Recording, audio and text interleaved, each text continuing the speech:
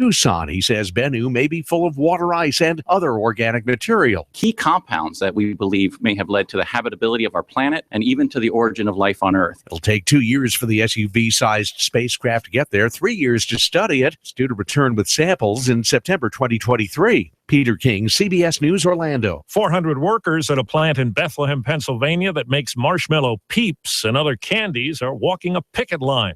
The union's been working without a contract since June, and the strike is over company proposals on wages, health care, and pension cutbacks. Steve Kathan, CBS News. I'm Nick Soboleski, a select court agent with a true story that saved you hundreds of dollars a year. A woman named Linda just called me. You give us 12 minutes and 40 seconds, we'll give you Chattanooga and the world. News Talk 1240. Expect mostly sunny, hot, and dry weather out there through the afternoon. Highs once again back into the lower to middle 90s. Tonight, fair lows into the upper 60s. For Friday and Saturday, not much change. Still looking dry with hot afternoons and some sunshine and highs into the lower to middle 90s. This forecast is brought to you by Hamilton Medical Center in Dalton, featuring their neurosurgery and spine center open in Calhoun, Georgia. Stop putting up with back pain. For more, 706-529-9041. And I'm Georgine 12, Chief Meteorologist Patrick Core. On AM 1240, Hot News Talk Radio. Hot News Talk 1240. AM 1240, Hot News Talk Radio. With your chance to win $124 in cash and $124 in food every week with the Hot News Talk Radio 1, 2, 3 NASCAR contest. Hot News Talk 1240. All you have to do is guess who's going to be first, second, and third place in the upcoming NASCAR Sprint Cup race. If you guess it, you'll hear your name live Monday morning at 11:30. Then call AM 1240 Hot News Talk Radio to win. Enter your guess right now at Rick Davis Gold and Diamonds, 5301 Brainerd Road, Chattanooga. Diesel off-road technology, Saudi Daisy. For your four-wheel drive and truck needs, stuff and upholstery with premium rubber foam. Amigos Mexican Restaurant next to Staples and Hickson. Drink specials during the race. Cell Surgeon, the Broken Screen Doc. And Shooter's Supply, 4824 Hickson Pike in Hickson. Hot News Talk 1240. Enter your guesses now and then listen to the race live to win $124 in cash and $124 in food from Chattanooga's official NASCAR radio station. Hot News Talk 1240. I love NASCAR. Hello and welcome to the Art Beat of Chattanooga, where art lives on Hot News Talk Radio, AM 1240. We're going to talk about all things art. We're going to talk about whatever we want. You're welcome to call in. I'll give you that phone number pretty soon.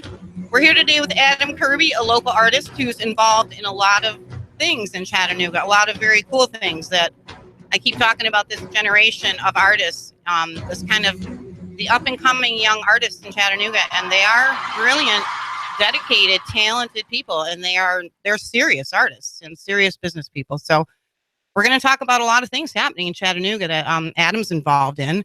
And I want to thank Judah Guitars and Will Fix at Judah Guitars, located on near Saudi Daisy on Middle Valley and Boy Scout Road.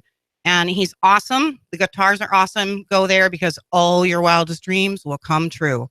So thank you, Will, and Judah Guitars.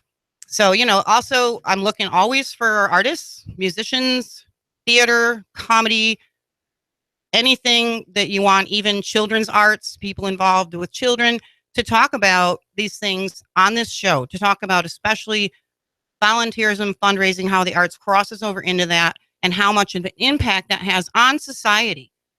And it has forever, ever since art existed. It is a symbol of society, and it speaks about and to society. So, if you have something to share, email the station, Hot News Talk Radio, AM 1240, and just let's talk about it. So maybe you can come on the show and share your cause. All right. So thanks a lot. So Adam Kirby, involved with many, many things, a local artist who really likes to shoot things for the most part that I know, likes to tear down walls and make creative things with them. So very tactile, very physical artwork, Adam. So can you kind of introduce yourself and tell everybody what you've got to share today? Well, thanks, first of all, for having me, Jill. I'm Adam Kirby. I'm an artist, local artist from Chattanooga, born and raised. I'm also really... Art is almost 20% of what I do. I do a lot of various things all throughout the city, and kind of what I want to talk about today. Because even what you just said is there's a sort of a new generation of people who are just wanting to do things. It's not just art related, but it's just almost, I would say, passion related. But me personally, yeah, I do shoot things. I have a whole series of artwork where I make ceramics sculptures that I sculpt by shooting it with guns. That's sort of what I've become a little bit known for. But yeah, that's not all that I do, even in the art world.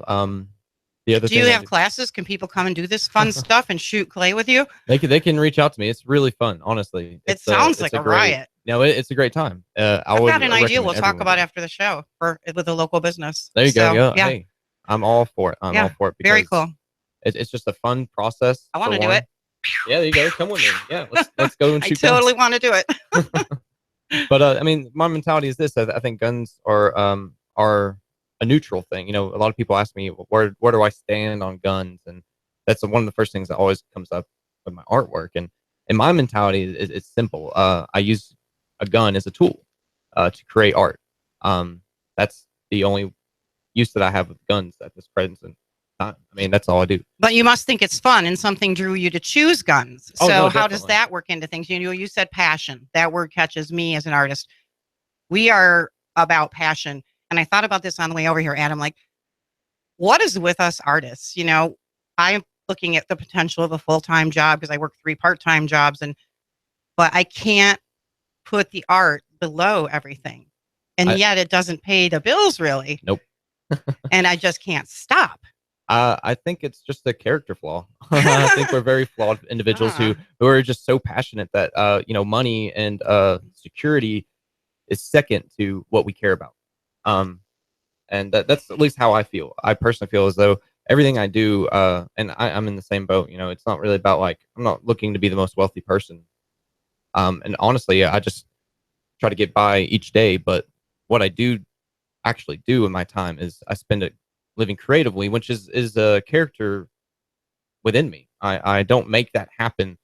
You know, a lot of my artist friends and I talk a lot, and one thing we always kind of talk about is how art is something you don't turn off. You know, I walk around a lot. I love walking. I love riding my bike.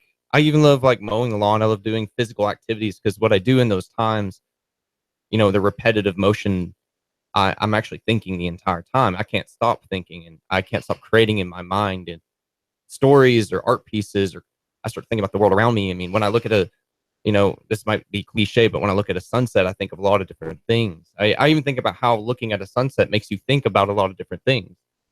So it's all related. It's just who we are. So you look at the sunset, and like for me, I literally now I look at the beauty and feel the universal love of that scene and that whole distant feeling and sense and connection that we get from it. But I'm also in my head painting, which paint color is that? What brush would I use? What would I layer first? You know, so that's every time I'm looking at something, I'm constantly painting or drawing. Right. It's like I see life in art. Yeah, that's what it is. That's actually good. That's one thing I like to say with my work is art is perception. And that's something that I wholly believe. Everyone has their own definition of art. It's kind of undefinable in that sense, except for each person has a way to define it. But for me, it's about perception because I experienced something in life, sunset, and I want to share that experience with everyone else. So maybe I'm going to paint a landscape, or maybe the sunset makes me think about life in general, and I have an idea or philosophy that is literally inspired by that, and that is what comes into creation of art. So are you also a writer? It sounds like with the way you're saying you're thinking, are you a writer? You can say that. I've been actually trying to write a comic, and I constantly write. I even wrote my first poem the other day. I mean, woo, first poem. That's awesome. I could read it to you, but you might lose all of your listeners. No. Do you have it with you? It's on my phone. I could totally do it. Okay, we'll read it in the second half. All right, there you go. Well, yeah. I'll pull it out. Y'all can look forward to that. Adam Kirby's first poem read live on AM 1240. What have I done? On the Art Beat of Chattanooga. We're not putting any pressure on you. No, it's okay. I'll do it. That's one other thing. I'm a doer. I will take on every challenge. It's another character flaw of mine. You will be my first poet with your first poem because I have been seeking a poet. But I have written something in there for him. You're on our poet. I quoted a poem, so let's do it. Yes. Yeah. Well, maybe we can read both. But But yeah, I mean, that's kind of what I was getting at too. Is just I'm a creative person. I'm a thinker. You're right. I would, before I would say a writer, I'm a thinker, and I write in my head. I believe I have a set group of moral values and ideals that I constantly think about. I like to tell people that I'm Socrates, not Plato, which means I don't write. Socrates wasn't known for writing; he was just known for speaking. Plato sort of wrote everything. Plato was the writer, and I'm trying to fix that. And it's a really good thing for all the listeners out there. Like, one thing I'm starting to realize is, if you really have to force yourself to be different and to improve, my best side of me is creativity. That comes naturally. I don't have to try. And it's a talent, or some sort of skill of mine that just is there. It's more like when you're not doing it, you have to forcefully stop it. You have to put it aside, and it's always pressing to come back out. Yeah, I mean, I've tried to work at what I call like the regular jobs. Things that that I don't normally. I mean, I can go on to that for a while actually, but things that wouldn't really allow me to be creative, and it's a toxic environment for me because my natural being is creative. And what I was going to go on to is sort of talking about what I don't always do is doing. I'm not always. I have all these ideas and these thoughts. They're there, and I create things in my mind, but that doesn't mean I physically make them. I have to make myself do that, like the poem, like writing. I always tell stories to my friends. I have like a long list of stories that they tell me are really great. They love hearing them, but I don't write them, and that is something new that I'm trying to do. And as I've been doing it, even though when I was a kid, I thought when I was growing up in school, I struggled with writing. I struggled with everything, but writing and language was actually my biggest hindrance. In fact, I was in speech classes most of my upbringing in middle school and elementary school, and I was convinced that I could not do things. And I honestly think that mentality growing up was what is part of who I am today. This idea that I couldn't achieve things, that people told me no all my life. That happens to me still today, because we'll talk about everything that I'm a part of, but everyone's like, you're too divided, you're too spread apart. You gotta focus on one thing. It's just not me. It's really hard to do that, because once you get into, if you have a dream, like I have a dream, I have a vision, and I'm working on it happening, but I don't necessarily feel equipped that I can handle all the aspects of that dream coming forth. I'm going to need a village. Right. But it requires so many avenues of connection for the universe to put together the steps to actually make that happen. Right. And so like you're saying, you've got all these tentacles in different areas, but they're always working and building toward your dream. Right. Which is sort of what is the constant. People say I need to go find a constant thing. My constant thing is that I'm constantly creating. I'm constantly doing things. And almost I work best in a chaotic environment. I work best when there's some sort of problem that is presented to me, and have to create a creative solution to it, creative problem solving. And it to others might seem hectic and it might seem crazy, but to me it is actually hectic and crazy to me, but I'm okay with it, and I work best at it. Yeah, I think that's true for a lot of motivated individuals. Say if you were at a regular job, you have a list of duties you're going to perform. You're motivated to perform them because they're there. So we do need structure. If we all just sit around with hookah pipes and, thinking about our artwork, we're not going to produce it. I like that. That's the picture everyone's going to give me now. Is the hookah pipe. I know it's perfect. I have a hookah pipe right now. I'm kidding. Great. They're legal, guys. Seriously, it's just tobacco. No, you'll see on the thing. I don't actually have a hookah pipe with me. We'll have to talk about hookah pipes next time. It will just be a hookah session. But no. Well, the light's dark. We'll have the guys bring them up, like a very classy hookah thing, and show the world how that works. Tambourine. So I have tambourine. But yeah, we kind of trailed off there. I almost lost. Working, and another thing too with that, even me, and a job, even the regular job that we keep talking about. When I'm there, I'm always trying to improve, and that's another aspect of me as a person. I think another aspect, it's not just me, it's artists, it's the doers out there that I still have to force myself to do it, but it is a part of me. And then that is when I work at any job, I'm not the person who just sort of gets the job done and goes home. I'm the person I'm doing the job, and I start to think about it. I start to really, really get my mind around it, and I'll start to say, what this would be going a lot better if we did it a little bit differently. And honestly, that's what messes me up at jobs a lot, is that I'm the person who I'm always going up to the people who are in charge and managing things. I'm like, hey, here's my idea. I really think we should do this a little bit differently. We could probably do this and it'll produce more. And a lot of times not to brag, but I'm going to. I'm right. And that can be an issue. And sometimes, and that's why I like to work for myself. We'll talk about that later. But yeah, that's the whole politics thing and also corporate rules. And I understand. I get that same thing. I'm a thinker too, and creating solutions for work and things like that. It's an interesting conversation we're having today, because I'm kind of in that same realm of which way to go, which way to stay. Right. Trust the avenue I'm on with way too many things to keep track of because it's more focused on the art, or go with, a little more stability. And, I think there's an ebb and flow. Yeah. In my experience, I'd say I've been an artist for about 3 years now. And that's really just to say I've learned how to live with very little. That's what I tell people. That's what really being an artist is. And what I would say to that is that, I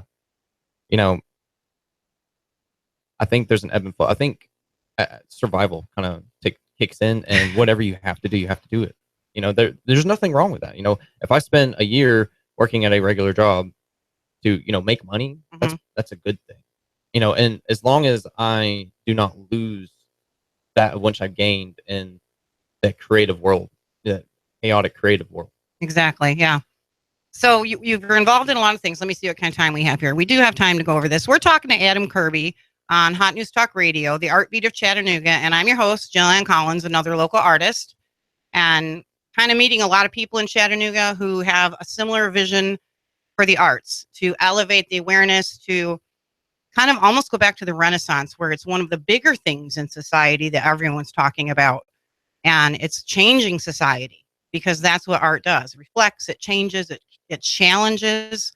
And, so it's really exciting that in Chattanooga, there's a lot of creative, talented artists that are very brilliant and productive, working very hard to bring our town an awareness and a place in the world that we're going to be known for. This is a fantastically creative town of artists, including all of you, musicians, theater, everything, poets, writers, improv, everything. So that's what we're going to be talking about. But Adam has a lot of things he's involved in. So why don't you kind of start going on through this, Adam? Let us know what these connections and chaotic things are. All right. I think it's best to, if I'm going to do that, sort of to give you the spiel of my life and how everything happened, because I think that's important to understand the order of which things happen, to sort of get an idea of how I got involved. All right. To start off, I was a student at UTC. And I was glad you didn't start with when I was born. The day when I was born, I had a paintbrush. No. I was a student at UTC, and I graduated UTC with a BFA in 3D art. While I was there, I did graphic design. Really loved that. I switched over to ceramics, and I switched over to sculpture. When I switched over to ceramics, I met a guy named Shadow May. I don't know if you know of him, but he's a really well-known artist here in Chattanooga.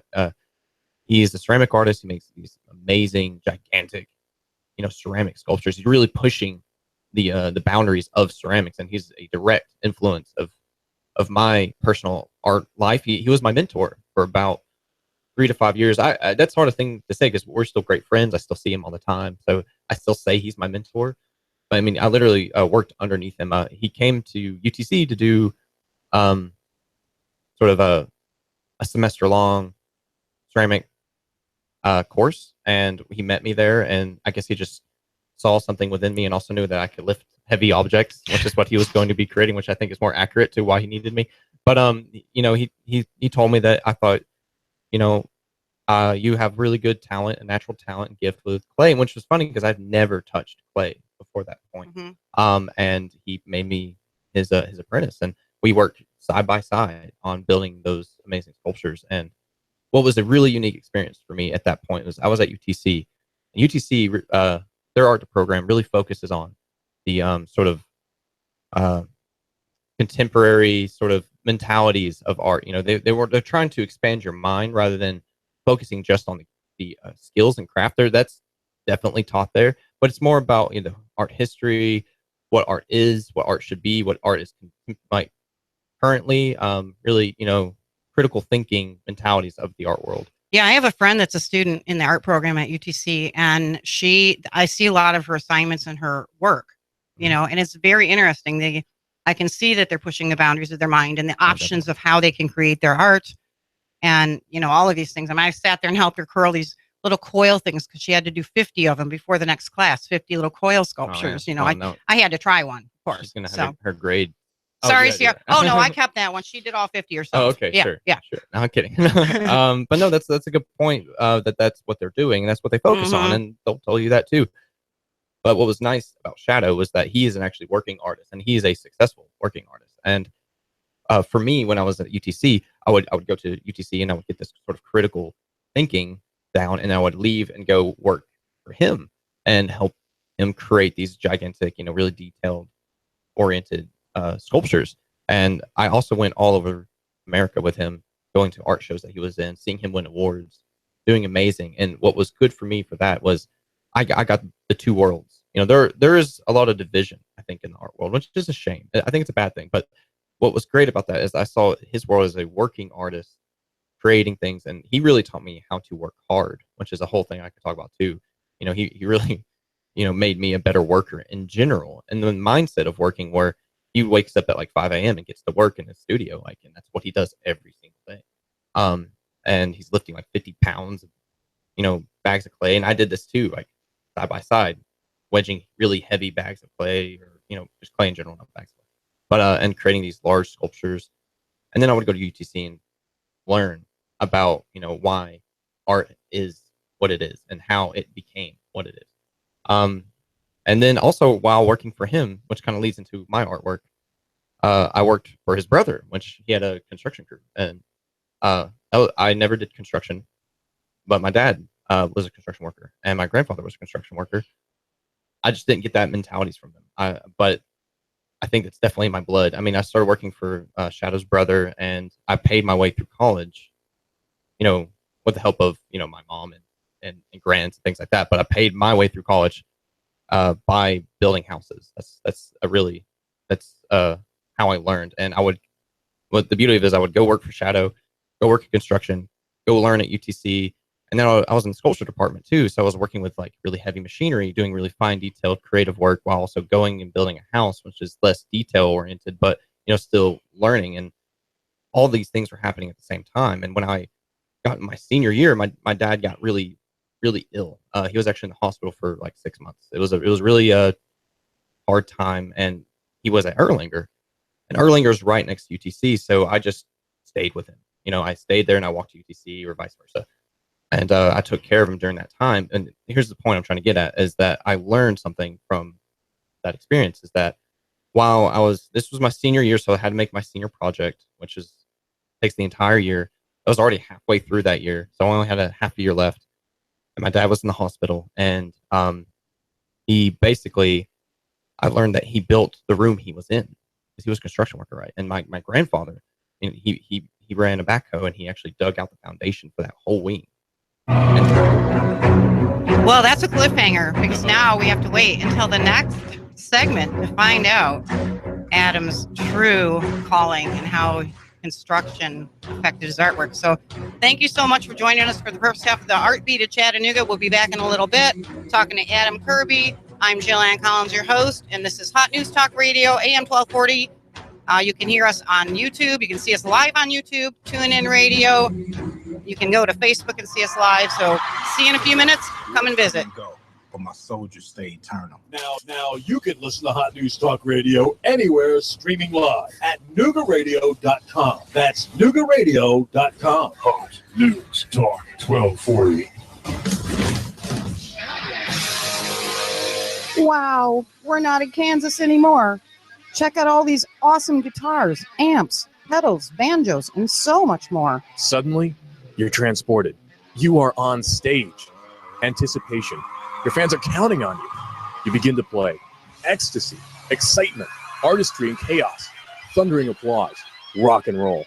Charvel, Gretsch, Supro, Jackson, EVH. Fulfill your dreams. Guitar, piano lessons, and more. Located at the corner of Boy Scout and Middle Valley Road in Soddy Daisy. Judah Guitar Music Store, where all your wildest dreams come true. Call 423-618-9911. Judah Guitar Music Store, where all your wildest dreams come true. This is Mike at For the Record at Northgate Mall. We're the largest complete record store in town. We sell old and new vinyl records, celebrity posters, music posters, and we are the largest in town. Come see us. Hi, I'm Adam Disbro, the owner and the head surgeon of Cell Surgeon. Broken screen? You need it repaired now. We can do that. We'll have your phone repaired within the hour. No hassle, no mess, no stress. We love fixing cell phones. Your cell phone has become part of your daily activities. You've noticed your cell phone is not charging properly. It could be a charge port issue or your charger. Come in for free. We'll test your phone and your charger. You have an expensive phone. Don't feed it with a cheap charger. A cheap charger can actually damage your device. Our high quality chargers are affordable. Cell Surgeon, 140 Northgate Mall Drive, right next to Old Chicago Pizza. 423-668-0100. www.thecellsurgeon.com. Please like us on Facebook at facebook.com/thecellsurgeon. Get $10 off a screen repair. Mention Hot News Talk Radio. Broken screen, phone not charging, water damage, battery given out. Cell Surgeon in Northgate Mall next to Old Chicago Pizza. Check us out on Facebook. Open Sunday. Cell Surgeon. We bring your phone back to life.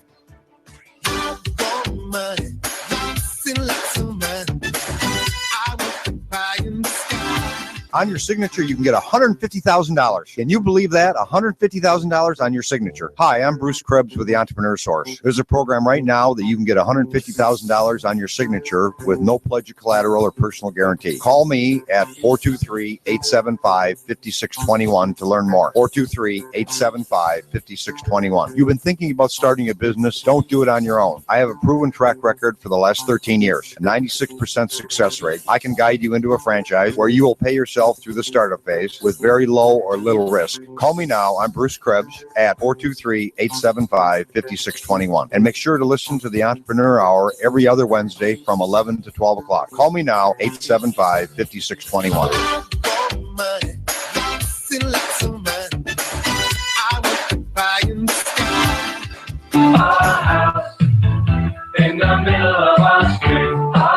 Hi, I'm Sabrina with Sabrina Realty Associates. Now is a great time to sell your home. In our area, inventory is at an all-time low, which translates into higher sales prices. Call us today at 423-499-7780 to set up a free consultation and discuss our unique and aggressive marketing programs. We will provide you with a free market analysis to determine the right value of your home. Call us today at 423-499-7780 or visit our website at sabrinarealty.com.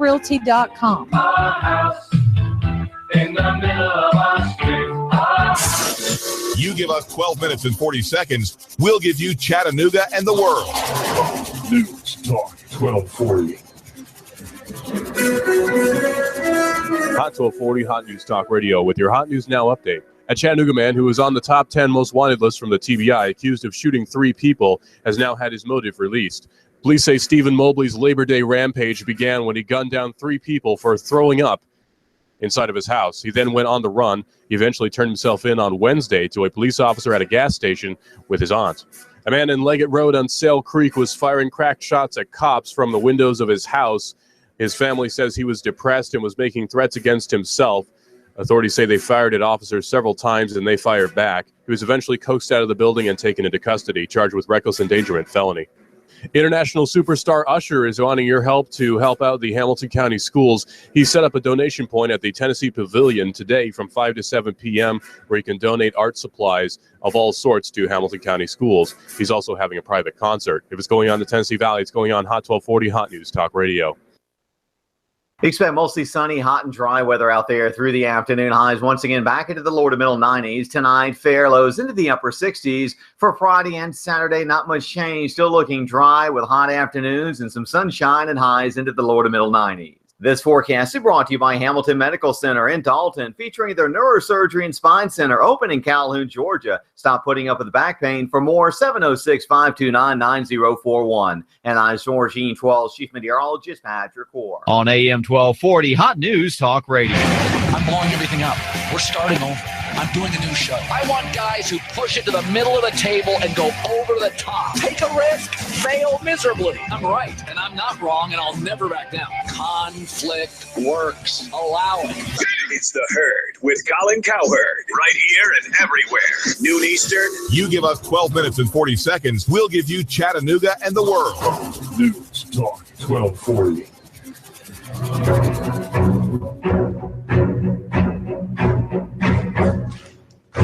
Welcome back to the Art Beat of Chattanooga, where art lives at Hot News Talk Radio AM 1240. I'm your host, Julianne Collins, and we're here today with Adam Kirby, another local artist and entrepreneur. So we've been talking about his philosophies of art and how it relates to society. For Adam, I'm getting that it's a societal statement, it's an intellectual statement, and that everything you do expresses a feeling, which is truly art. And you use a lot of interesting techniques that are pretty cool. So, like we were talking before the break about basically your dad, your granddad, right, and how I can go right back into yeah, let's get back to that, because all right, some people were yeah, no, I understand. Basically, so if you were watching the Facebook live feed, this part won't be on there, so you got to get into the YouTube feed now. Okay. Right. Yeah. Basically, what we're talking about is my first experience meeting Shadow May, who's an artist, being his apprentice, and he works in ceramics. And then also I was at UTC, and I was in my senior year, learning from UTC's curriculum while also trying to create my senior project. And at that time, you have a whole year to make this senior project for the art classes at UTC. And at that time, I was already more than halfway through my senior project. I actually already created my project. I was basically done. But my dad went to the hospital. He got really, really ill. He's fine now, just let everyone know. But he was in the hospital for about 6 months. And during that time, he was at Erlanger. And Erlanger is right next to UTC, so I just basically stayed with him a lot of the time and went to UTC to work and go to school, and then went back to my dad and took care of him, looked after him. But another thing we were talking about was how I was a construction worker, and that Shadow's brother had a construction crew, and I worked with him, and that was the first time I ever doing construction, and how I really had a unique experiences being an apprentice for a well-known, successful artist, working at UTC and learning about art, going to be a construction worker and actually building things to pay my way through college. And then this kind of leads us to where we are now, where my dad, he was a construction worker his whole life, and my grandfather was too. And when he was in the hospital, I had learned that he built the room that he was in. Basically, he put it the walls and the ceiling. And then my grandfather actually dug, he ran a backhoe and he dug out the foundation for that wing. And something about that really kind of hit me. I mean, it was a very traumatic time in my life. A lot of hardship during that whole year. A lot of death and a lot of, dealing with things like that. That sort of always put me in sort of a thinking and pondering mood about life. And I remember one of my there's this like painting on the wall in that room, or it might have been outside his room. It was actually in his room, and it was basically a painting of a boat. And one of my family members had said, Adam, I've seen you draw. You draw really, really well. That's the kind of artwork you should make. You should make that, because that's art. And I sat there and I thought that the wall behind it was actually more artistic because the man in the room built it. And sort of, I started thinking a lot about that. That my dad, he was at a different point in his life when he was, trying to make money to, feed himself, to, food, and my brother food, and who knows, I have no idea what time he was making that, but the mentality of it, of him basically building this room, and then later in life, actually it's saving his life. And the whole thing, that the process of this wall that you put a painting on or a picture on, becomes more artistic and more noticeable than the wall behind it. It was completely blank and no one ever notices it. And I started thinking a lot about that. That the world that we live in, we kind of take for granted for a lot of things that happen in our lives, and construction is one of those things. Right now we're in a building that people worked hard to build, and we have no idea about their lives. They did that to feed their families. They did that to to stay alive. They were individuals just like we are, but we're completely detached from that. And I really got into that mentality, and I wanted, because I was actually building in construction work, I really found it beautiful. The process itself is beautiful. And I think there is a layer of beauty that comes in art. Like you have to either appreciate, you have to have strong emotion. It doesn't have to be beauty.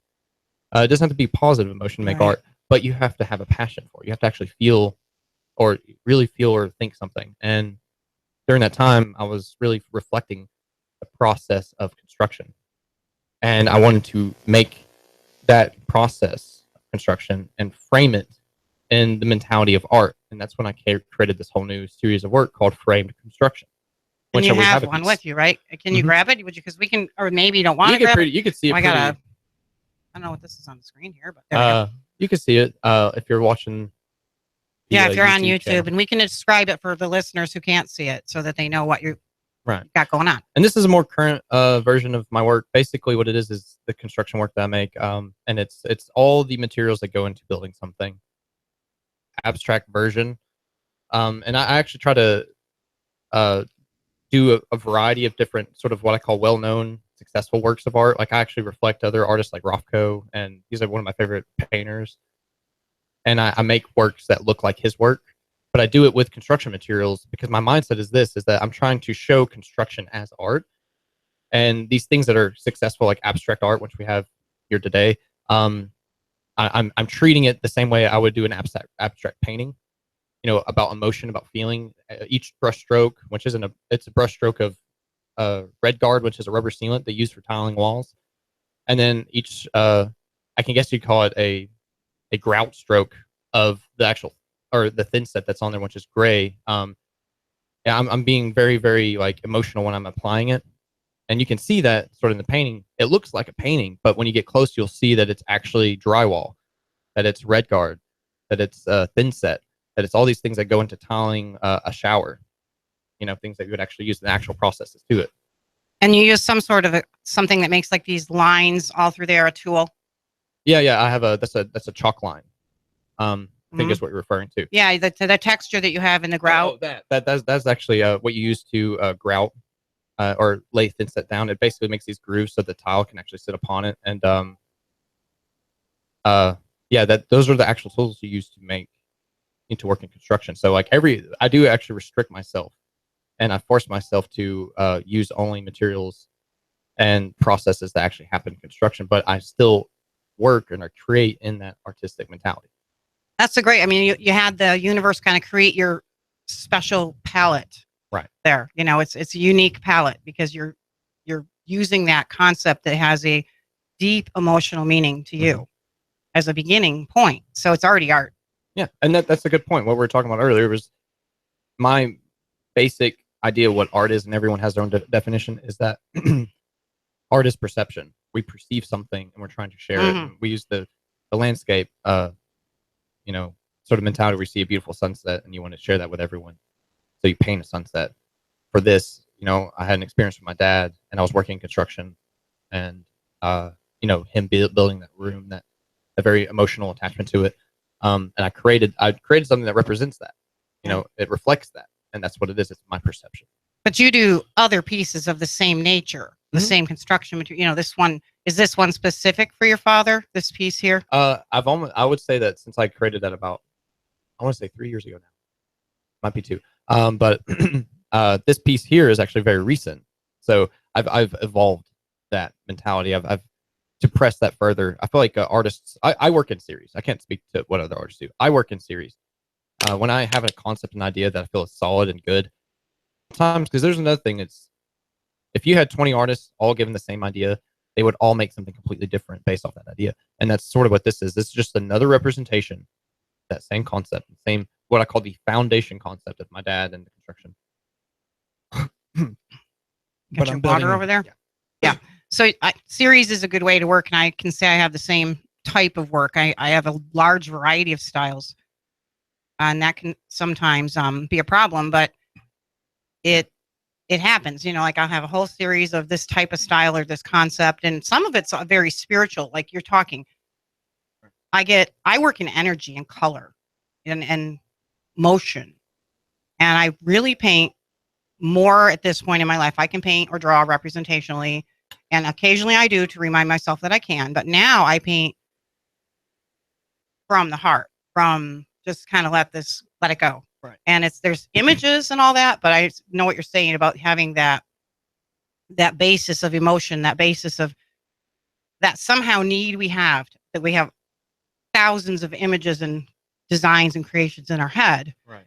And that drive to get them out, knowing you're never going to get them all out.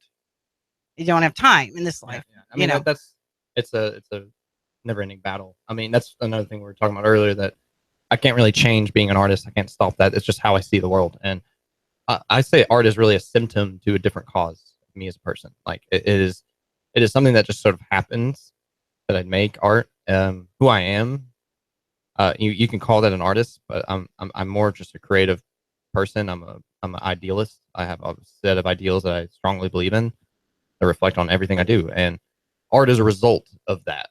You know, I'm not the type of artist that I sit in my studio every day and I work like my mentor Shadow. Like he does that every single day. I've learned that I'm the artist that basically I have an idea. I have to really think long and hard about it, and I'll spend some of these pieces I've spent months actually designing, and I have a whole book of my design work and thinking about before I'll do a single thing to it. And then when I know what it's going to be, a little bit of time to actually really make it.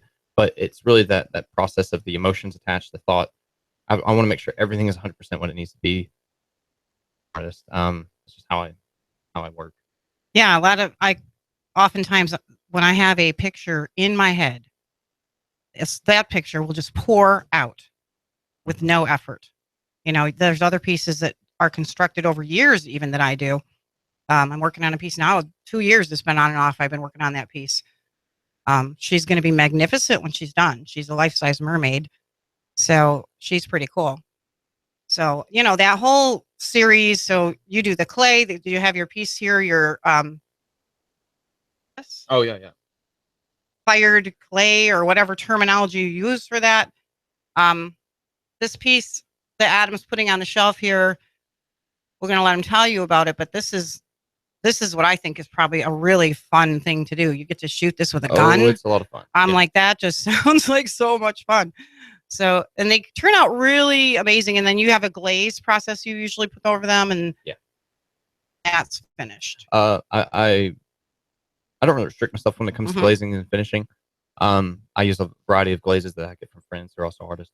Lauren Howard, who's an amazing potter, helps me a lot with that. To go back also to Shadow, the reason why I started making this work is Shadow's work was very new to the ceramic world. I would like to think that he's really pushing the boundaries of, and that mentality is what I kept on hearing when I was with him. You know, like, you know, the what ceramics could be and what he's trying to make it, and how he feels like it can go, and doing really, really like new and big things.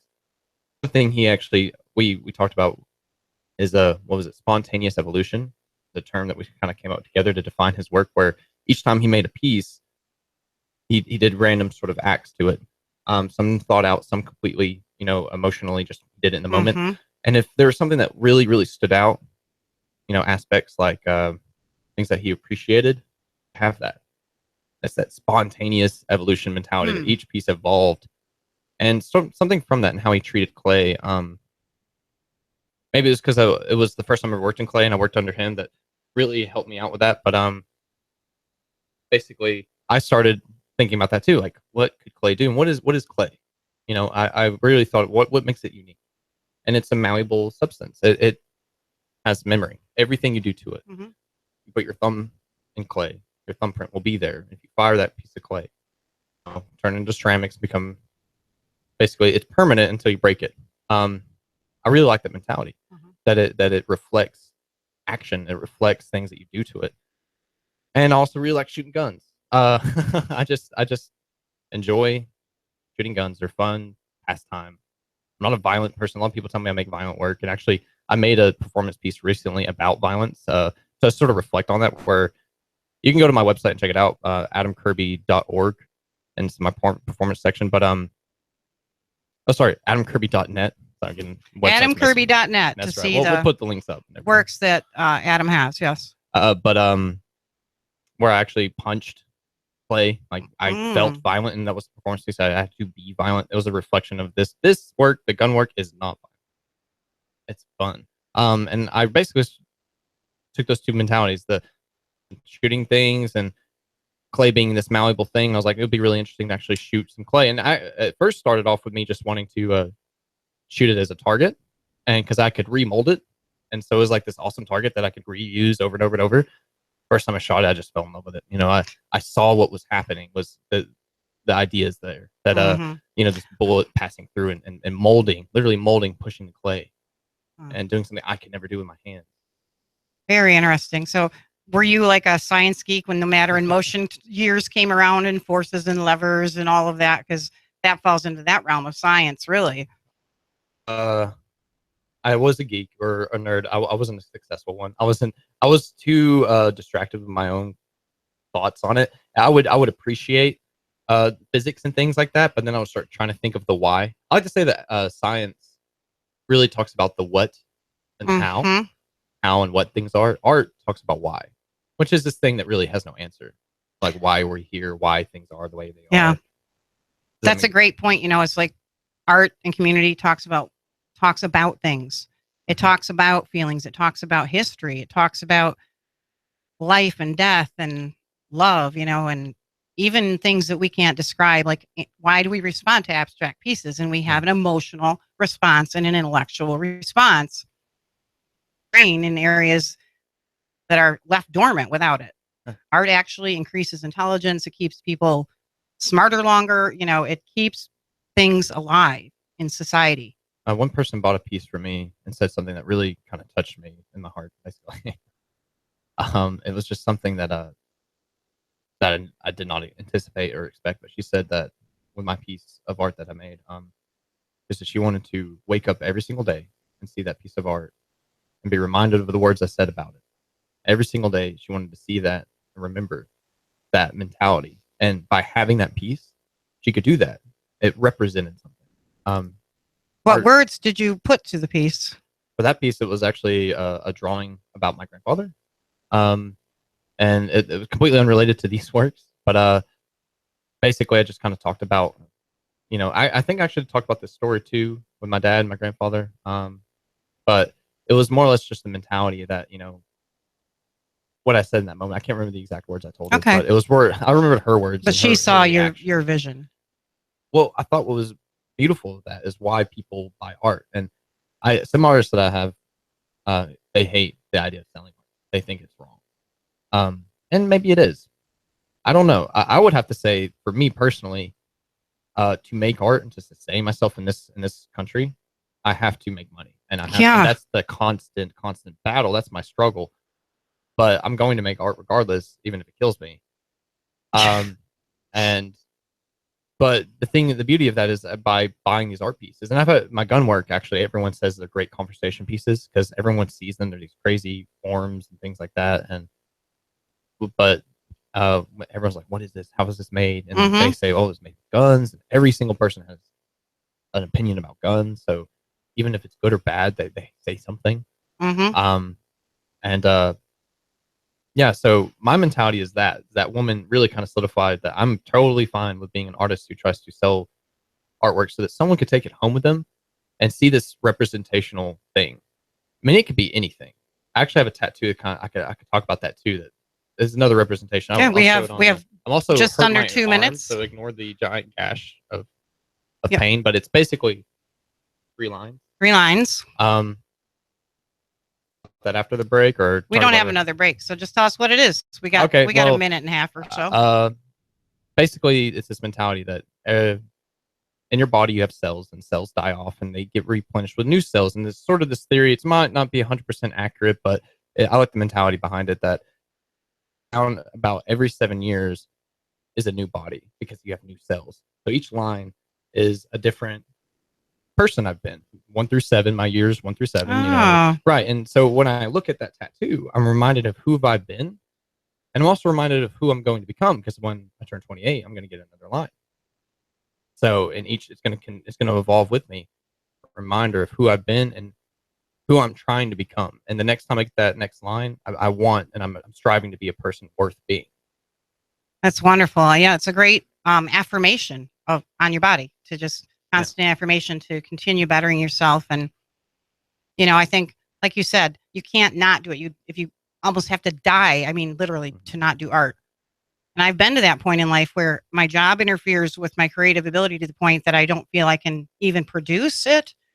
And I literally get almost crazy. I get that feeling that It has to be done. And yet I have like a house full of paintings. You know, I have sold work. I do sell work, and I believe in selling work because I think that is our method of tender. That's our method of exchange in this country. And it lets us know our lifeline. Our lifeline. And it lets us know that they love that work and they see that work and it's going to be a part of their life. Yeah. So, well, thank you, Adam. Really interesting and really wonderful work. So, AdamKirby.net. AdamKirby.net is the website. Thank you for joining us on the Art Beat of Chattanooga. And Swine Gallery is located at 100 West Main Street, and the Cinerama down there, if you have not gone, is a very cool, eclectic place. Look it up, Cinerama, and take a visit there. It's a lot of fun. So thanks a lot for joining us on Hot News Talk Radio. Have a great day. You give us 12 minutes and 40 seconds, we'll give you Chattanooga and the world. News Talk 1240. I'm Larry Daniels from Daniels Insurance, and on the average, our customers save $400 a year. We offer retirement vehicles and annuities in addition to other investment products that help you protect your family. Call 423-332-4774. Listen up, y'all. Ben Phillips, Home Rate Mortgage, 805-9100. I'm in the business of saving people money. And if you want to save money, pick that cell phone up right now, 805-9100. I received a call that I won't forget. The guy is a Chattanooga police officer who served our great country in the Air Force. A true American hero. Our hero is renting, which costs too much for a space too small. We helped him achieve the American dream. And the best part is this. He purchased a $180,000 home with zero down. His payment is $200 less than what his rent was. And now he has a safe place with more space to raise his family. It's easy, and you can do it too. It just takes 10 minutes and one phone call. 805-9100.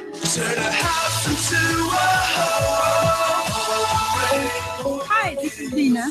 Come and visit me at Bell Smoke Shop. We are just across the street from Hardee's in Saudi Daisy. We have all kinds of beer just for you. Come to Bell Smoke Shop. We are just across the street from Hardee's in Saudi Daisy. With every election, the government always gets in. You're right to be angry. We have no free market, red tape everywhere, taxes crushing. There's no level playing field. Tomorrow may be a day of reckoning. But there is something you can do. It's personal safety, personal security, shooter supply and indoor range. Find the handgun or long gun suitable to you. Take a concealed carry permit class. Use Shooter's roomy indoor private shooting range. Get expert personal advice. Shooter Supply fights boldly against big boxes. It helps people understand firearms. A free republic has become a despotism. Let them choke on their swag. For us, we invest in personal safety. In the Second Amendment, fight back, shop local. The country is in a desperate situation, but you don't have to be. Shooter Supply, love your neighbor, buy local. 875-4868, 875-4868, shooters-range.com. Shop shooters-range.com. Think about the future. What about your kids? Here comes Dale Earnhardt Jr. He's got third. He's going for second. Earnhardt going for the lead. The NASCAR Sprint Cup Series is on the Motor Racing Network. News Talk 1240. Hear it live on the Motor Racing Network, the voice of NASCAR. Check it out live on Chattanooga's official NASCAR radio station. News Talk 1240.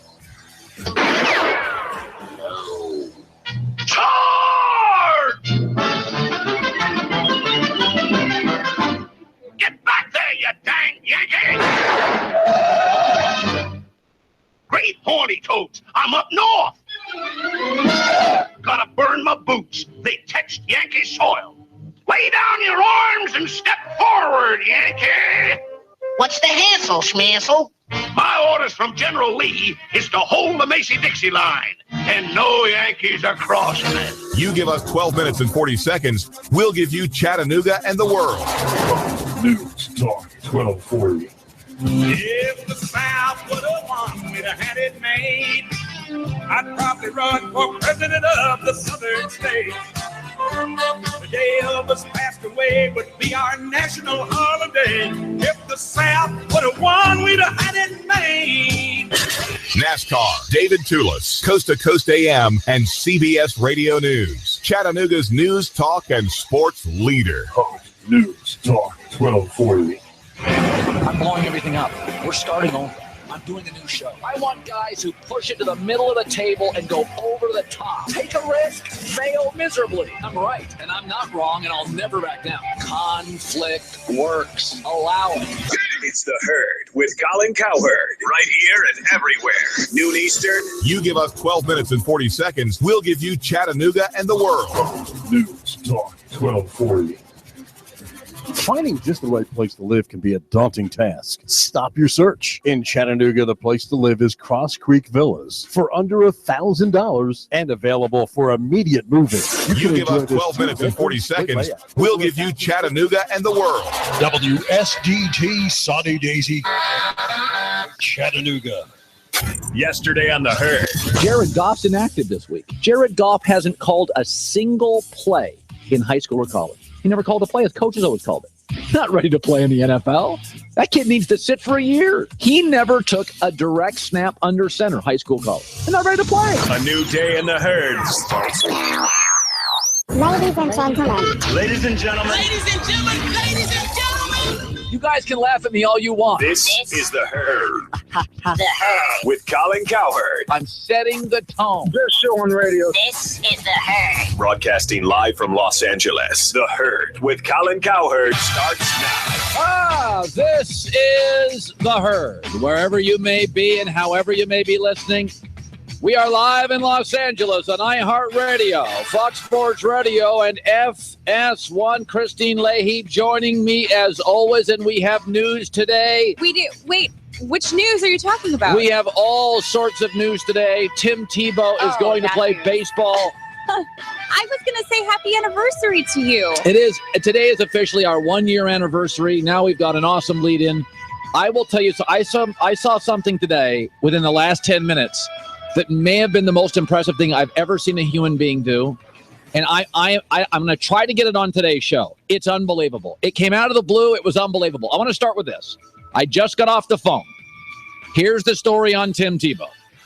10 teams offered Tim Tebow a contract. You're hearing it here first. 10 teams were interested in Tim Tebow. Only one team, the New York Mets, was willing to let Tebow also do some television work.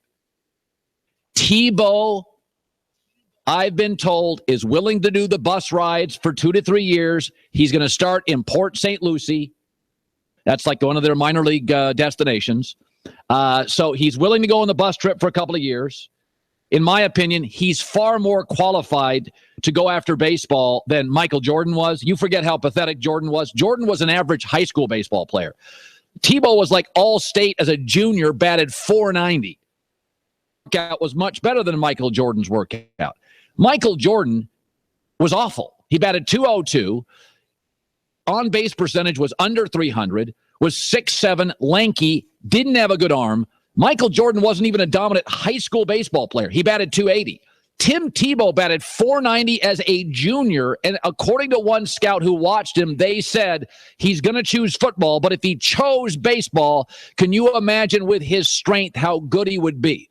He was a dominant high school baseball player, and he also has major league power. I don't think he's a major league baseball player. I think it's too late. You can't stay out of a cage, but I will say this. The story, I just want you to think about this. For years and years, the NFL has been attacking other leagues. They've extended their draft. They've moved free agency. They put games on during other sports playoff games. The NFL has aggressively gone after real estate in professional sports, and it has created resentment from other leagues and executives. So what do you know? Do you think it's a coincidence that on the start of the NFL season tonight, Major League Baseball announces Tim Tebow is going to play for a New York team? Now think about that. You think that's a coincidence? The NFL's been sticking it to these other leagues, putting them in tough situations, extending drafts, moving comments, anything they can do to encroach on other leagues' real estate. So on the start of the NFL season, this day, And they do it in the morning.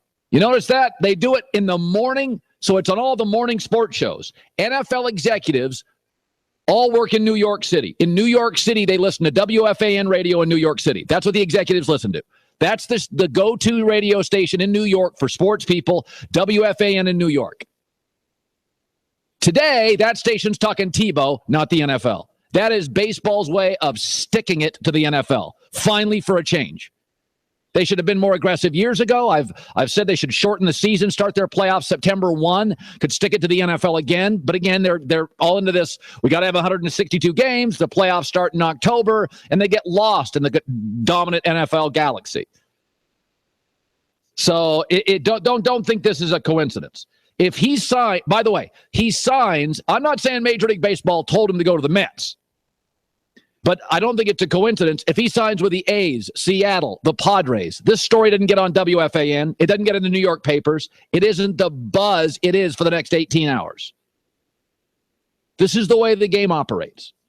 So Tebow had 10 offers. He chose the Mets, and Major League Baseball is, you cannot imagine how happy they are to stick it to the NFL. Sandy Alderson runs the Mets organization. He said, come on now, this is all about baseball. I and the organization, I think, are mindful of the novel nature of this situation. This decision was strictly driven by baseball. This was not something that was driven by marketing considerations or anything of the sort. Okie dokie.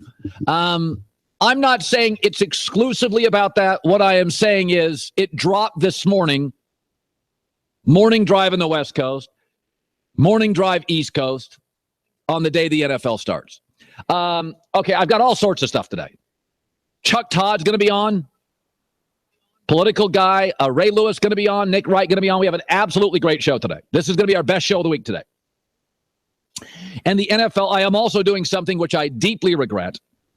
You know that I think polls are ridiculous. They're absolutely ridiculous. Radio shows that do all these polls are ridiculous. It's small market. It's hacky. I did a poll one time, and I apologized. We got like 25,000 people voted. That was nice. But I apologized, Christine. I thought it was ridiculous. I'm going to do a second poll within the hour. I apologize in advance. I feel like I work in Sheboygan, but I've got to do one more poll. You promised us that was going to be the last one, so it better be good. I got information last night on the phone, and I want my audience, my consumers' opinion. So I apologize in advance. I'll do it before the end of the hour. It is ridiculous, but I have to do it. I also want to start with this, outside of the Tebow thing. Terry Bradshaw came out yesterday, and he said, I'd take Big Ben over Tom Brady. That's fine, but whatever you want to think. But there's something that has happened in the NFL. And we tend to do this. And we tend to do this in all sports. We give people a pass that we like. We like Steph Curry, unanimous MVP. And when he stinks for the last two finals, LeBron, the king at 16, lots of marketing, big, strong player, intimidating. Any little mistake, we're all over it. This is what we do. We do it with coaches, too. We like a certain coach. Rex Ryan's likable. Not a very good coach. Bill Belichick, unlikable. Overrated cheater. You know a guy as we enter another NFL season that is getting a free pass because we like him? Mike Tomlin of the Steelers.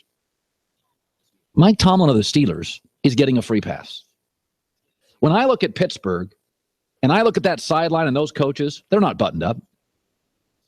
You know who's buttoned up? John Wooden, Phil Jackson, Bill Walsh, Belichick.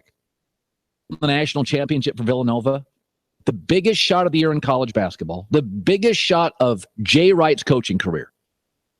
Didn't even react. Either does David Shaw at Stanford or Brad Stevens with the Celtics. One on a sideline, once almost tripped a player. On the sideline, his assistants getting into fights with other teams' players. They're not good in late game situations. Everybody loves Mike Tomlin. He's a Pittsburgh Steeler. He's intense. He looks like a player and a coach. The guy's getting a pass. I am a big believer that you have to emotionally create distance as a boss between you and the players or the employees. I don't want my pilot, when we hit a thunderstorm, being highly emotional. I don't want my surgeon, if my daughter's on the table in crisis, getting emotional. Lorne Michaels has run Saturday Night Live for 41 years. He has a reputation of not laughing in a business where he tries to make people laugh. He creates a separation, like a John Wooden, like a Belichick, takes the emotion out of it. Rex Ryan yelling and screaming on a sideline. Bo Pelini at Nebraska, yelling and screaming on a sideline. Frank Martin, South Carolina, formerly at Kansas State, yelling and screaming in the cockpit, on the surgery table. Mike Tomlin does not create an emotional separation. He is 40% player and 60% coach. And I don't think this organization's buttoned up. You know, we don't like Barry Switzer.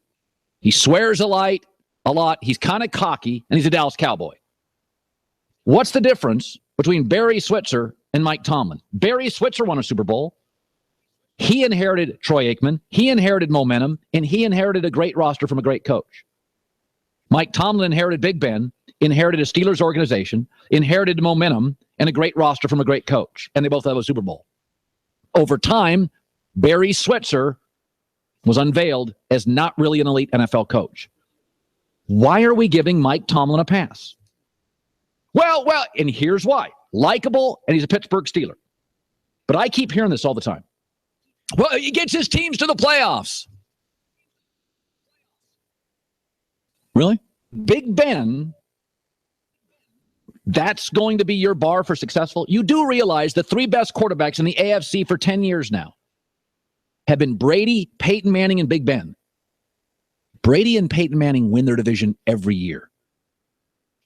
And you're bragging that, hey, in 6 of 9 years, we've gotten into the playoffs? Every year, start of the season. Brady, Patriots, check, they win the division. Manning, Colts, check, they win their division. Manning, Broncos, win their division. You checked it off. You didn't think twice about it. Yet in a division that has Cleveland and Andy Dalton, you're not sure going into seasons if Pittsburgh is going to be a playoff team. With one of the 3 Hall of Fame quarterbacks in the AFC. You do realize that 8 teams in the AFC, for most of Brady, Peyton Manning, and Big Ben's career, can't even get the quarterback position right. New York Jets, Buffalo, Tennessee, Jacksonville, Cleveland, Oakland, Miami, Houston. For most of Big Ben's career, can't even get the quarterback spot right. That, well, you know, we get into the playoffs. Tomlin in 9 years, division 4 times, and 1 time in the last 5 years. There's a little Barry Switzer here, no? You inherit the superstar Hall of Fame quarterback. You inherit a great roster. You inherit a team that just won a Super Bowl. You inherit an organization. You inherit momentum. You're really good initially. And over time, this team doesn't look buttoned up. It doesn't look buttoned up. Andy Dalton is now the guy favored to win this division. Andy Dalton is Cam Newton. He is Cam Newton. He is transformative. He is all time.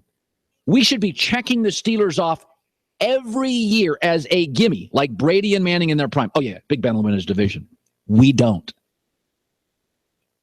I think this is the year we have to examine Mike Tomlin. 877-757-HERD. Great to have you in the herd today. So Tebow is now a baseball player and occasional TV. The Mets will allow that. Yes, sort of a pass. I think it's because he's likable. And I think we do this all the time. And I'm going to do that stupid poll coming up next that I deeply regret. Football season's finally here. It's time to put your fantasy knowledge to the test to win your share of $100,000 in DraftKings free Week 1 contest. That's right. Free contest, $100,000 available. DraftKings.com is the destination for 1 week fantasy football. 1 week fantasy means no season-long commitment. You can join any league you want to. Go to DraftKings.com, use the code HERD, and play for free. Eligibility restrictions may apply. Wars come and go. but my soldiers stay eternal. Now you can listen to Hot News Talk Radio anywhere streaming live at Noogaradio.com. That's Noogaradio.com. Hot News Talk 1240. Cash, cash, cash, and more cash. Rick Davis has the cash. Rick Davis will give you top dollar for your gold, silver, diamonds, and coins. You'll get international prices. It's like he's giving away money. And top dollar for your gold, silver, diamonds, and coins. There he goes. More cash out the door from Rick. Rick Davis will give you top dollar. Top dollar. For your gold, silver, diamonds, and coins. Cash, cash, cash, and more cash. Rick Davis has the cash and diamonds. Rick Davis will give you top dollar for your gold, silver.